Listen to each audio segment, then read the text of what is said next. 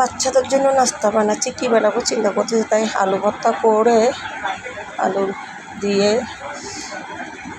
সুস্বাদু একটা নাস্তা বানানোর জন্য চেষ্টা করছি। আসলে এটা আমি ইউটিউবে দেখছি, এটা কেমন হয় দেখে আজকে বানাই। ভিতরে আলু দিয়ে দিলাম আমি এখন।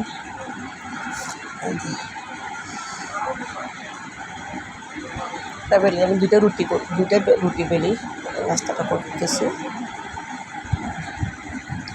হয়ে গেছে।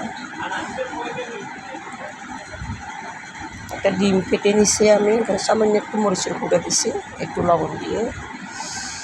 আমার আসলে এটা দেখা যাচ্ছে না, এখানে আলো পড়ছে তো তাই বোঝা যাচ্ছে না, তেলে ভাজতেছে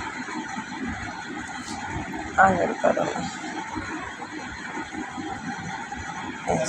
এই করলাম, আমার সস নিয়ে নিলাম, চা কমে গেছে। অসাধারণ, আপনারা চা দিয়ে খাইতে পারবেন, বাচ্চাদের টিফিনও দিতে পারেন।